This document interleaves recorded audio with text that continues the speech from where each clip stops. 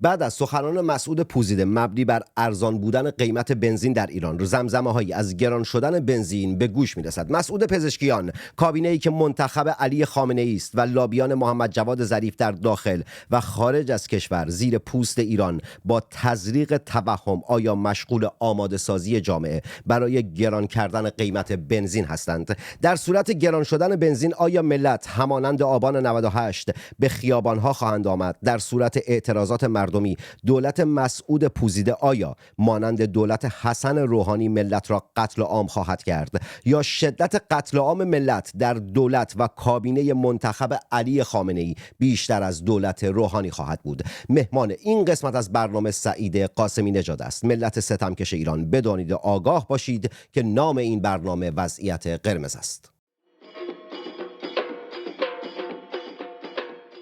روزی نه چندان دور خواهم گفت اینجا آبادان است.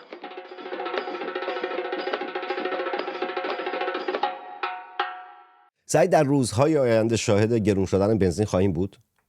رسانه ها خیلی روشن نیستن، به نظر میاد بعد از اون حرفایی که زدش یک مقداری مقامات عقب نشینی کردن. اون چیزی که روشن هست اینه که خب اینها وضع فعلی رو میخوان تغییر بدن. اگر از نگاه خود مقامات دولت جمهوری اسلامی نگاه بکنید، این هستش که قیمت بنزین کم هست، یعنی قیمت دلاریش پایین هست. خب این یه حرفی هستش که حرف غلطی نیست، حرف درستی هستش. و مصرف بنزین از اون طرف هر سال، اگر شما کسایی که پیگیری میکنن، اینا هر سال عرضه بنزین رو بالا میبرند ولی هی تقاضای بنزین هم بالا میره و چون اینها نمیتونن عرضه رو به اندازه تقاضا بالا ببرند، خب یا باید بخرند، وارد بکنند، یا اینکه دچار کمبود بشه. حالا اینا میگن که ما باید قیمت رو ببریم بالا. این اگر شما یک اقتصاد نرمالی در یک کشور معمولی داشته باشید، حرف اشتباهی نیستش. یعنی قیمت ها، اینکه قیمت در واقع سیگنال میفرسته به کل جامعه اقتصاد، از این نظر آزاد شدن قیمت کار اشتباهی نیست. منتها گرفتاری که در جمهوری اسلامی هست اینه که اینا همیشه آزادسازی قیمت ها رو از جیب ملت شروع میکنن. یعنی شما یک اقتصادی داری هیچ جاش آزاد نیست، دائم داری یارانه میدی به تروریست های خارجی، حماس و حزب الله و فلانی، دائم داری یارانه میدی به دستگاه سرکوب، یعنی یک حجم زیادی از درآمد ملی صرف این میشه که یک سری آدم سرکوبگر، نهادهای سرکوبگر بیان ملت رو سرکوب بکنن و دائم داری یارانه میدی، رانت میدی به هزار فامیل. همین چند روز پیش مشخص شده که پسر آقای شمخانی در واقع این الان از بزرگترین بازیگران بازار نفت ایرانه، نفت رو میبره میفروشه اینا. خب در این شرایط که شما کل اقتصادت غیر آزاده، خب چرا همش دائم از جیب ملت میخوای به قول خودت آزادسازی قیمت ها بکنی؟ خب شما اول برو یارانت رو به حماس و حزب الله قطع بکن، یارانت رو به دستگاه سرکوب قطع بکن، اموال مردم رو از جیب اینقدر داخل جیب هزار فامیل نکن. و بعد بیا بگم ملت ما احتیاج داریم که یک اقتصادی داشته باشیم مبتنی بر یک اقتصاد بازار آزاد مثل خیلی کشورهای نرمال و متمدن دنیا. ما میخوایم به اقتصاد جهانی وصل بشیم، ما میخوایم اقتصاد رو آزاد بکنیم که همه شما فرصت داشته باشید که بدون کاری که میخواید بکنید، بتونید درآمدتون بره بالا. اون موقع خب مردم که مریض نیستن که بگن نخیر، ما میخوایم در واقع این بنزین رو با قیمت خیلی پایین در کشور باشه. یکی از اثراتش در صورت اینه که این قاچاق میشه به کشورهای همسایه، برای اینکه در ایران قیمت خیلی پایینه، کشورهای همسایه همه قیمت ها بالاتره. و حالا کی هم قاچاق میکنه؟ حالا اینا هم همیشه میرن یقه یک سری کولبر رو نمیدونم فلان، میگن انگار طرف با یه دبه مثلا پشتش یه ذره بنزین میبره. نه، تمام اینا هم سپاه اینا رو قاچاق میکنه. اما عرض کردم در شرایطی که 4 دهه شما تورم افزار گسیخته دارید، کل اقتصاد هم غیر آزاده، این که شما بیای یقه ملت رو بگی آقا همین یک میزان یارانه‌ای که ما به شما داریم میدیم میخوایم اینو در بیاریم از جیب شما، بعد میخوای چیکار کنی؟ اینو از جیب ملت در بیاری بذاری جیب تروریست، بذاری جیب دستگاه سرکوب، بذاری جیب دوستان خود. از این نظر نه، در شرایط فعلی افزایش قیمت بنزین به زیان ملت ایران هست و به زیان منافع ملی هست. یک نکته دیگه ایران بگم، شما وقتی که، چون اینا من دیدم خیلی میگن درسته قیمت بنزین نسبت به که اکثر کشورها پایین تره، درست در ایران، ولی شما باید درآمد ملت رو هم نگاه بکنی. نمیشه که شما یک اقتصادی درست کردی که شما اگه میگید قیمت بنزین در ایران مثلا چه میدونم نصف عربستان سعودی هست، خب شما باید از اون برم نگاه بکنید که درآمد سرانه در عربستان سعودی تقریبا 6-7 برابر ایرانه.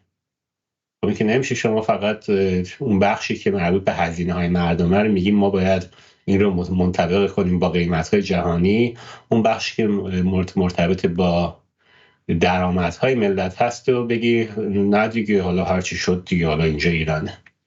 آخه نکته‌ای هم که هست، کنترل اقتصاد فقط بنزین نیست که فقط پزشکیان در مورد بنزین داره صحبت میکنه. در مورد شمخانی و پسر شمخانی هم که گفتی، در سالهای گذشته خیلی از خبرنگاران محلی در استان خوزستان نسبت به فساد پسر شمخانی و پسر برادرش صحبت‌های خیلی زیادی کردن، چون که داخل منطقه آزاد اروند اختلاس‌های خیلی زیادی کرده بودند، جدا از بحث منطقه آزاد در بحث کشتیرانی، خرید کشتی و اینها بود. ولی خب به این خاطر که خب همیشه در رسانه ها صدای اون خبرنگارانی که در شهرستان ها و در شهرها هستن کمتر دیده میشه تا زمانی که یک اتفاقی بیفته که خیلی گنده باشه و عظیم باشه تا اون موقع است که بخوان بفهمن. آقا الان تصور میکنی که در صورت افزایش قیمت بنزین مجدد مردم مثل آبان 98 به خیابان ها خواهند اومد یا نه؟ هرچند که من خودم بر این باورم که آبان 98 گرون شدن بنزین بهانه‌ای بود برای اینکه اون خشم مردم شعله‌ور بشه. فقط به خاطر گرون شدن بنزین مردم بیرون نیامدن، به خاطر فقر، به خاطر عدم آزادی و به خاطر هزاران چیز دیگری که جمهوری اسلامی از تک تک ایرانیان دریغ کرده و سلب کرده به خیابان ها اومدند. خیلی دشواره که شما بتونید جوامع انسانی رو پیش بینی بکنید، که چون هر آدمی خودش رفتارش پیش بینیش خیلی دشواره. حالا شما اینها رو همه رو با هم جمع بکنید، خیلی وقتا حالا جمع بزنید پیش بینی آسان تر میشه، اما به صورت کلی پیش بینی رفتار جوامع انسانی خب به اون سادگی نیست. مثلا این وقایعی که خیلی خاص هستن، شما مثلا در خیزش مهسا، خب این گشت ارشاد که هر روز هست دیگه، درست؟ الانم هست، همین الان چند ماه پیش زدن یک نفر رو کشتن و یک نفر رو الان فلج کردن. خب اون که باعث نشد که مردم دوباره بریزن تو خیابون. از این نظر خیلی دشوار هستش که بشه پیش بینی کرد. اما اون چیزی که میشه خب خیلی مشخص گفت این هستش که تمام این رفتارها نارضایتی رو از جمهوری اسلامی افزایش میده.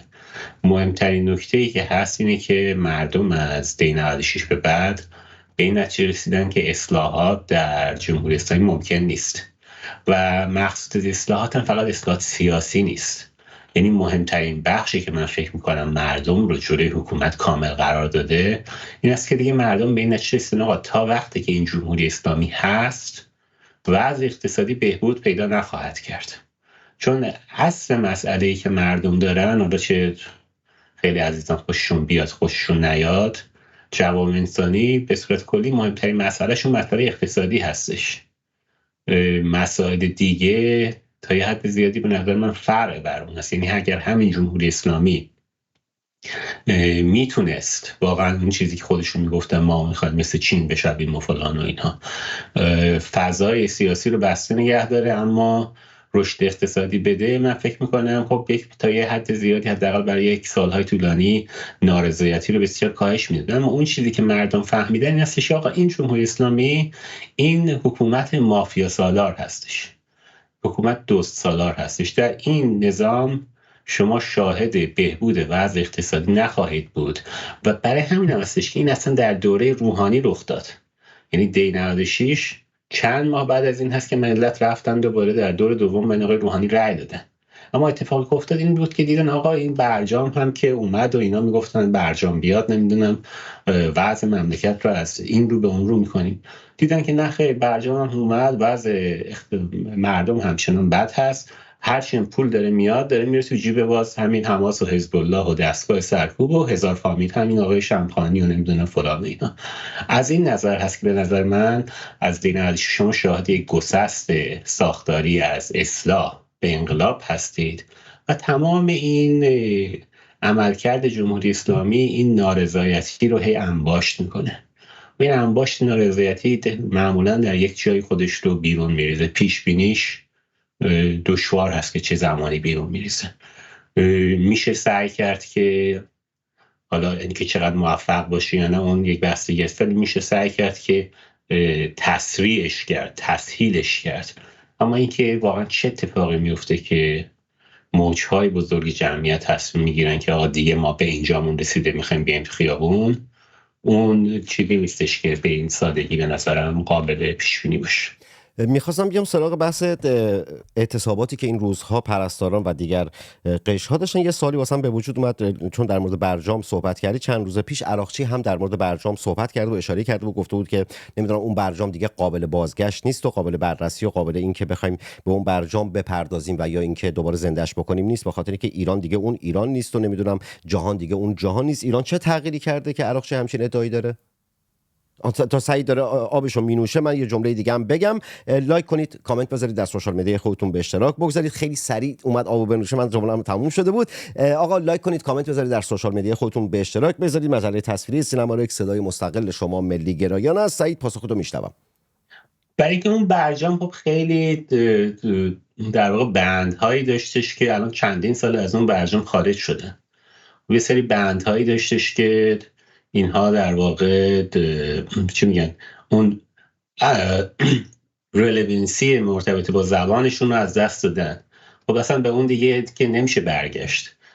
از این نظر خب این آقای عراقچی یک مقداری به نظر میاد دقیقاً واقع بین‌تر و عاقل‌تر از این دولت فعلی آقای بایدن هستش که اینها همچنان اصرار دارن ما میخوایم برگردیم به همون. اینا اگر بخوان حالا توافقی برسن قاعدتاً باید یک چیز جدید باشه. اما اون چیزی که من فکر میکنم خود عراقچی و جمهوری اسلامی الان براش خیلی مهمه این است که اینها خب در این مدتی که دولت بایدن تحریم ها رو اعمال نمی‌کرد، فشار دیگه هم به اینها نمی آورد، بسیار نزدیک شدن به سلاح هسته‌ای و من فکر میکنم خب الان میگن که اگر باید به هر حال دم ما رو بیشتر ببینید احتمالاً. من اصلا بعید هم میدونم که واقعا برنامه‌ای داشته باشن، چون که خب در واقع اون چیزی که برای خامنه‌ای مهم هست در حال حاضر بعد از این همه حالا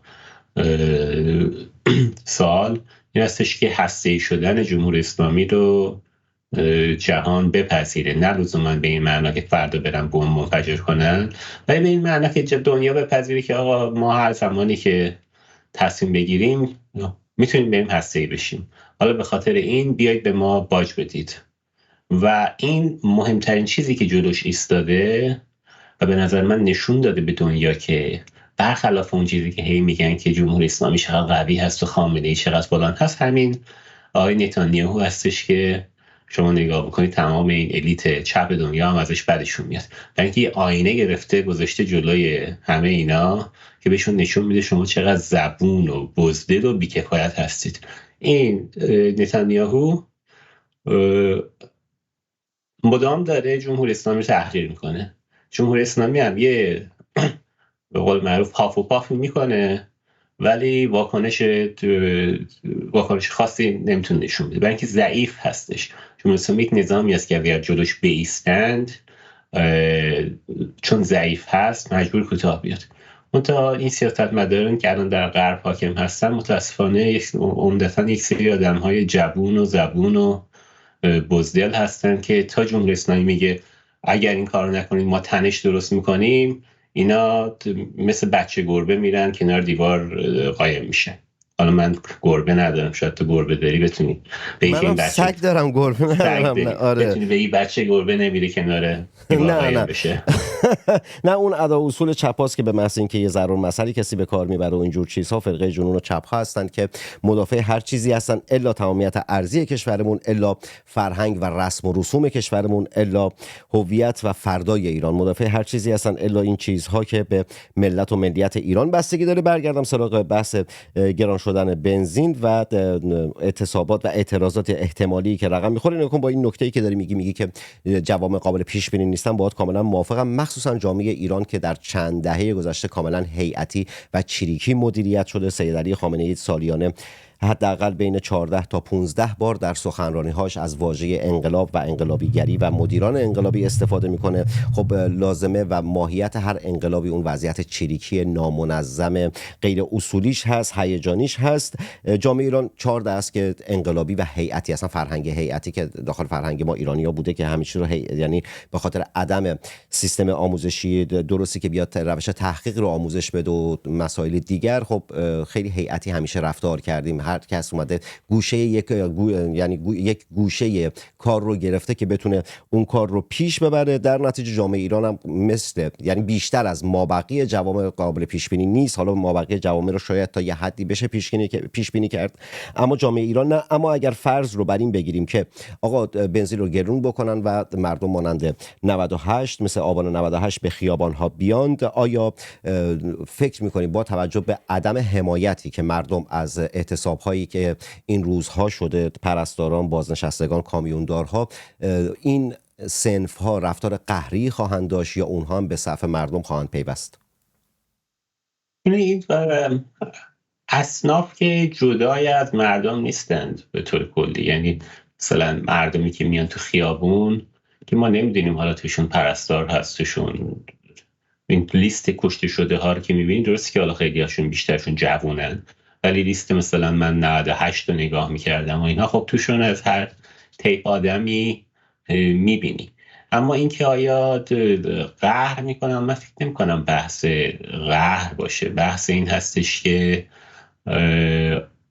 آیا در واقع چشمانداز این رو میبینن که بتونن پیروز بشن یا نه.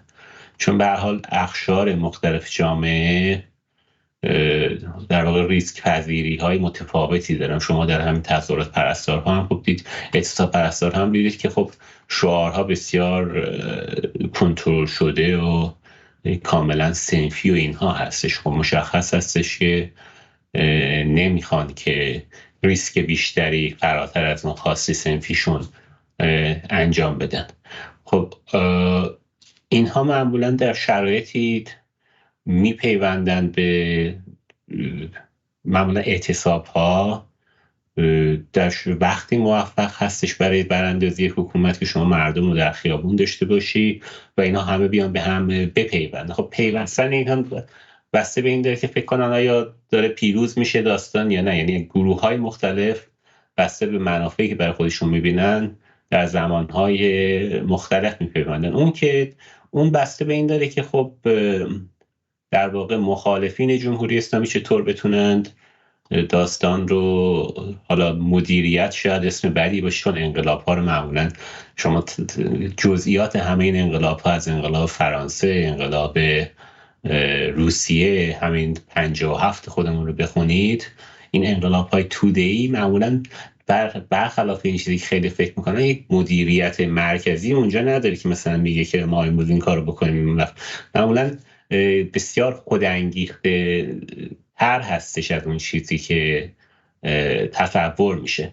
اما این که آیا مخالفین جمهوری اسلامی میتونن بر این موج خوب سوار بشن و ببرنش به سمت پیروزی، اون مسئله هستش که باید نگاه کرد. من حالا پیش بینی نمیخوام بکنم، من فکر میکنم جامعه تا یه حد زیادی به این دلیلی که خب ایالات متحده یک کشوری هستش که حالا درست یا غلط بسیاری فقط مربوط به ایران نیستش، یعنی در سرتاسر جهان چشم بسیاری به اون هستش که چه اتفاقی در انتخاباتش خواهد افتاد، سیاست ها به چه شکل تغییر خواهد کرد. من فکر می‌کنم جامعه ایران هم تا یه حد زیادی الان در واقع چشم انتظار این هست که ببینه فضا به چه سمتی خواهد رفتش. من یک مقدار حالا اون خمودگی که شما ممکنه بگید، من به نظرم بیشتر انتظار هست تا خمودگی. به هر حال ظرف 6-7 سال اخیر جامعه ایران 3 بار در 3 موج واقعا بزرگ سرتاسری، هر بار در بیش از 150-60 شهر و روستا و اینها به خیابان ها اومده. خب طبیعی هستش که بخواد ببینه که وضعیت به چه سمتی خواهد رفت. اینم که میگم بخواد ببینه، نه اینکه بازی عده اونجا نشستن مثلا دارن نگاه میکنن، برنامه‌ریزی میکنن. این به نظرم روح خود جمعی خود جامعه هستش. آخه سعید نیا کن، با این صحبتت که میگی که انقلاب ها مدیریت مرکزی ندارن، اوکی موافقم، اما خب مدیریت بحران اپوزیسیون ها باید داشته باشن دیگه. الان در 1 ماه گذشته فکر میکنم با 15-16 نفر از تحلیلگران یا از فعالین سیاسی در همین مورد مصاحبه داشتم که آقا اگر فردا به عنوان مثال، بارها اینو مثال زدم که آقا مرگ ابراهیم رئیسی، ما اگه یک مانور برای اپوزیسیون در نظر بگیریمش، آقا اپوزیسیون چه کار کرد؟ آیا اومد نمیدونم از این فرصت استفاده‌ای بکنه، سازماندهی بکنه؟ فردا اگر خامنه‌ای سقط بشه بمیره، اپوزیسیون چه برنامه‌ای داره؟ اصلا مردم به وارد اون فاز واقعی انقلاب بشن، وارد دفاع مشروع بشن، برنامه‌ای دارید یا نه؟ که اغلب افراد اصلا برنامه‌ای نداشتن. اصلا یک سری صحبت‌هایی که فقط به باور من فقط روی کاغذ خوشگله، یا اینکه داخل یک برنامه تلویزیونی آدم بشینه صحبت کنه، حرفای خوشگل بخواد بزنه. خوبه اینکه دردی از بخواد دوا بکنه. به باور من با اون کسانی که من مصاحبه کردم، اون احزاب، اون سازمان ها، اون گروه ها نداشتن. حالا نمیدونم تحلیلی داری یا سوال اون بپرسم؟ من فکر میکنم که این که اپوزیسیون ما بسیار نحیف هست این نکته درستیه. یعنی درسته که ما الان در شرایطی نیستیم که مردم همینجوری بیان تو خیابون، و در شرایطی هم نیستیم که شما الان بگید آقا مردم فردا بیاید تو خیابون، مردم بیان. درست، این نکته درستیه.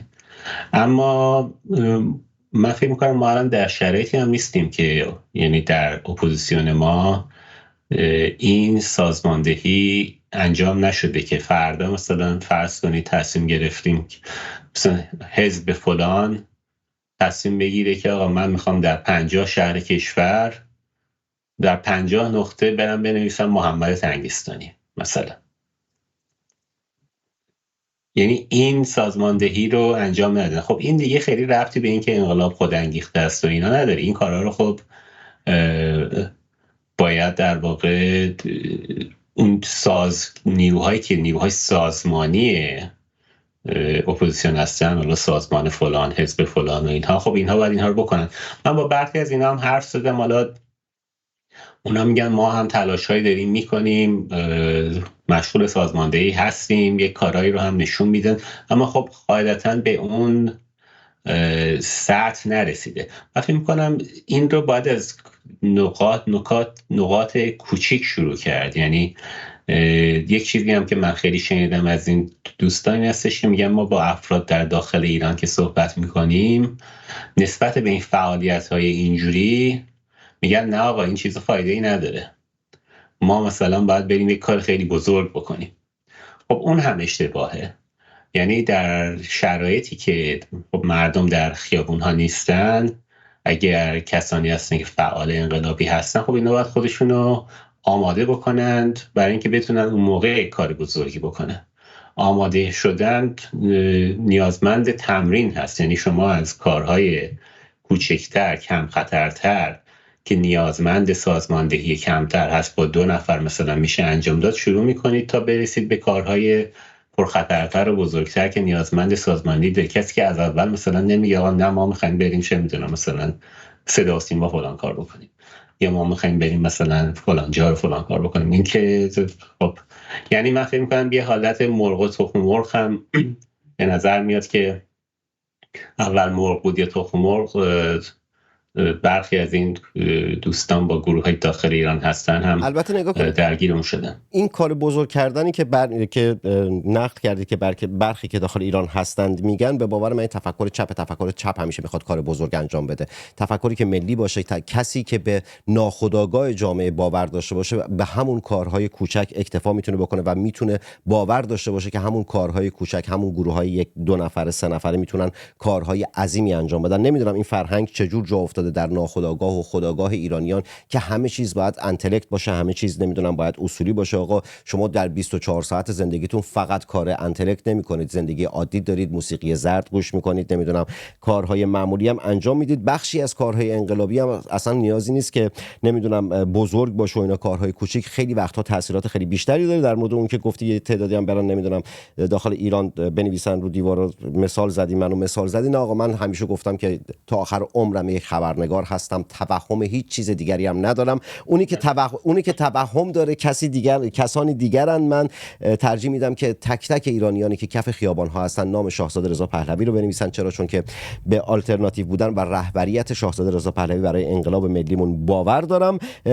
به این معنا گفتم که یعنی یک گروه سیاسی اگه میگه من یک گروه انقلابی هستم، خب در واقع باید بتونه یک سازماندهی حداقلی داشته باشه که اگه فردا بگه آقا برید مثلا این کارو بکنید،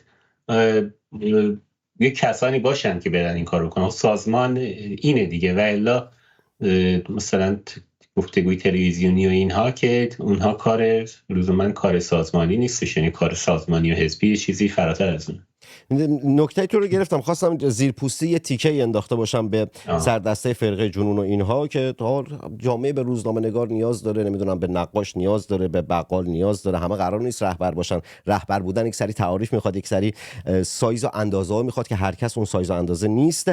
بیام نمیشه در مورد گرون شدن بنزین، اعتراضات و اعتصابات صحبت کرد و حمله ای رو که این روزها فرقه جنون دارن به شاهزاده رضا پهلوی در مورد صندوق اعتصابات میکنند این رو مطرح نکرد. آقا اول قبل از اینکه سوالم رو مطرح بکنم بگم آقا تکلیف صندوق اعتصابات چی شد، نظر دیدگاه و نگاه خودم رو بگم.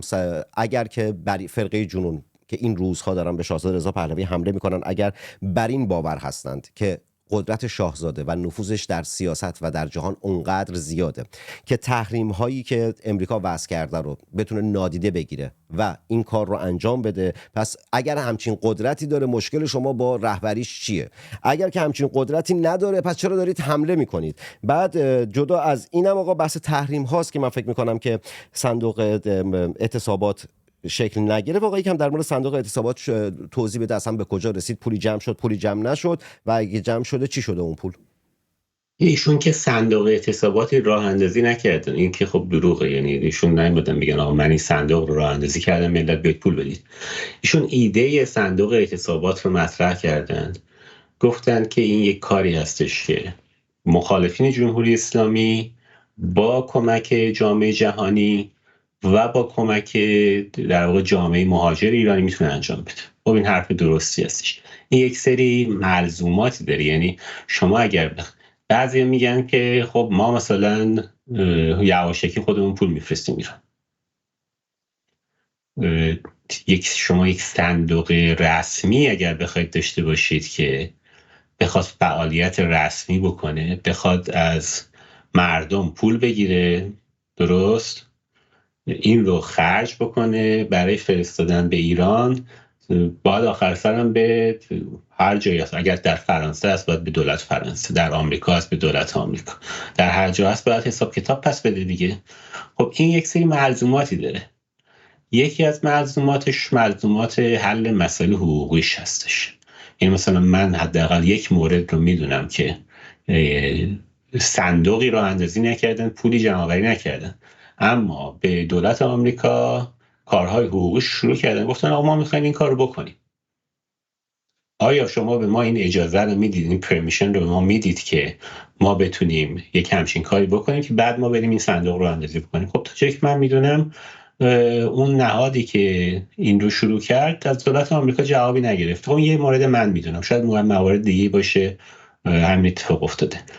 پس من دوباره تاکید میکنم، شاهزاده نگفت من اومدم یه صندوق راه انداختم دارم این کار میکنم. شاهزاده گفتش که این یک ایده است، سالها هم گفته، فقط همین 2 سال پیش نیست، سالهاست که این ایده رو مطرح کرده که ما احتیاج داریم که یک چنین چیزی راه بیفته، نیازمند کمک بین المللی هست، کمک حقوقی، کمک سیاسی، کمک مالی، نیازمند کمک ایرانی‌های خارج کشور هست، باز کمک مالی، کمک لوجستیک، برای اینکه بشه به اعتصابات در ایران کمک کرد. خب یک گروه که گفتم من میدونم در گام اول که اجازه گرفتن از دولت آمریکا باشه موفق نبودن. یعنی اصلا شروع نشد همچین چیزی. حالا شما اون بحث حقوقیش رو هم که بگذارید کنار، درست، اگر شما میخواید این رو در یک بعدی که واقعا مؤثر باشه انجام بدید، نیازمند حمایت سیاسی، لوجستیک و مالی جامعه جهانی هم هستید. یعنی شما وقتی که صحبت از یک صندوق اتصالات میکنید برای اینکه بتونه واقعا مؤثر باشه، یک چیزی بین حداقل چند صد میلیون دلار تا چند میلیارد دلار. درست، شما میخواید برای اینکه بتونه موفق باشه، شما میخواید برای چند ماه بتونید در بخش‌های کلیدی کشور، اون هم در زمانی که مردم در خیابون هستن، بخش‌های کلیدی کشور یک عده سر کار نرند که بشه در واقع حکومت رو فلج کرد. خب این یک بودجه کمی که نیستش. یعنی از دل جامعه ایرانی خارج کشور، من نمیدونم آیا شما مثلا فکر میکنید که فقط برای یک صندوق اعتصابات میشه چند صد میلیون دلار تا چند میلیارد دلار جمع کرد؟ من بسیار بعید میدونم. برای همین شاهزاده تاکید کرد یکی از جاهایی که در واقع میشه از اون کمک گرفت همین اموال بلوکه شده مردم ایران هستش که دولت‌های خارجی بیان این رو کمک کنن به مردم ایران. برای همین هم مهم هستش که حمایت سیاسی و لوجستیک خودشون باشه که فردا نیان بگن آقا پول چی شد.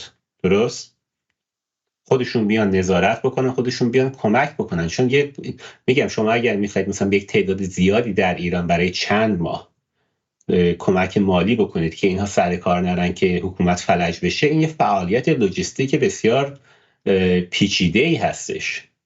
این هم نیستش که حالا چند نفر در اپوزیسیون بتونن بشینن با هم کار بکنن. این کاری هستش که دولت‌های دیگه در جاهای دیگه ممکنه کرده باشن. به هر حال در خود کشورهاشون یک بوروکراسی عظیمی دارن. از این نظر نیازمند، دوباره تاکید میکنم، حمایت مالی، حمایت حقوقی و حمایت سیاسی است. حمایت سیاسی چیه؟ حمایت سیاسی اینه که فردا همین رو نخوان بیان بهانه بکنن اپوزیسیون ایران رو فلج بکنن. یعنی شما باید بدونید که یک حمایت سیاسی دارید، چون به هر حال یک چنین کار بزرگی هستش. خود همه کسانی که این هم نیستش که هیچ کاری نشده. من پروپوزال های مختلفی راجع به این دیدم، با آدم های مختلفی صحبت کردم، آدم های غیر ایرانی دارم حرف میزنم.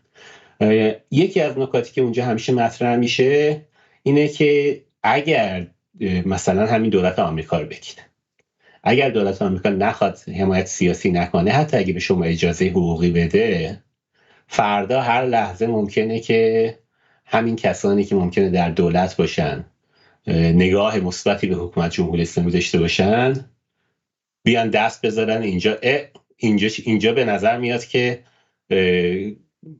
یه چیزی شده. درست، و بخوان شما رو سالها ببرن دادگاه. از این نظر دوباره حمایت حقوقی، حمایت مالی، حمایت لوجستیک، حمایت سیاسی. خب یک پروژه بزرگی هستش. اپوزیسیون باید این کار بکنه. شاهزاده این رو مطرح کرده. دیگرانی که میگن آقا ما خیلی نفوذ داریم و فلان و اینا، خب شما به جای اینکه برید برای خودتون غرامت بگیرید و اینها، بیایید از نفوذتون استفاده کنید به این دولت‌های خارجی و نهادهای بین‌المللی، بگید آقا یک چیزی درست بکنیم. چهره‌های شناخته شده‌ای که مورد اقبال عمومی هستن از گروه‌های مختلف، که اونجا کسی توشم نگه که آی فلانی اینو دزدید، بهمانی اینو دزدید. درست، از گروه‌های مختلف اونجا باشن، نظارت بکنن، به مردم ایران کمک بکنن. چرا این کار نمی‌کنید؟ احتمالاً به خاطر اینکه غرامت و پول و فاند چیزی واسهشون نداره، واسه این کارو نمیکنند. بعد نمیدونم چرا امروز سعید قاسمی نژاد مدام منو مخاطب قرار میده، در لابلای صحبتاش از من سوال میکنه، منم داخل صحبتش نمیپریدم که بخوام پاسخ بدم که گفته‌هاش قطع نشه. به عنوان سوال، یعنی یک دقیقه سوالی که ندارم دیگه، یک دقیقه صحبت پایانی اگه چیزی داری میشنوم. نه خیلی ممنون از لطفت و فرصت. لطف نیست آقا، وظیفمه که اطلاع رسانی کنم، پرسشگری کنم سریع و رک و بدون سانسور سوالاتی رو که دارم از افراد ملیگرا، از تحلیلگران ملیگرا بپرسم. در پایان ملت شریف ایران لایک کنید، کامنت بذارید، در سوشال مدیا خودتون به اشتراک بگذارید و اونایی که بیرون از ایران هستند و تمایل داشته باشن میتونن پایین سوپر چت و تانکس رو بزنن، از مجله تصویری سینما ریکس حمایت مالی کنن. کسانی که از طریق پیپال بخوان کمک کنن داخل اینستاگرام و توییتر میتونن دایرکت بدن تا مشخصات پیپال رو بهشون بدم. و در پایان ملت شریف ایران درد و بلاتون به جونم بخوره. ملت شریف ایران بی قضا بلا باشید. ملت شریف ایران مرواتون به همه روزه. جنگ زده تک تک شما محمد تنگستانی هستم، شاعر و روزنامه نویسی که به زودی زود در شهر خودش آبادان و کشور خودش ایران برای شما برنامه خواهد ساخت و در ابتدای هر برنامه خواهد گفت اینجا آبادان است. علامتی که همتون میشنوید اعلام خطر یا وضعیت قرمز است و معنی و مفهوم آن این است که حمله هوایی انجام خواهد شد. محل کار خود را ترک و به پناهگاه بروید.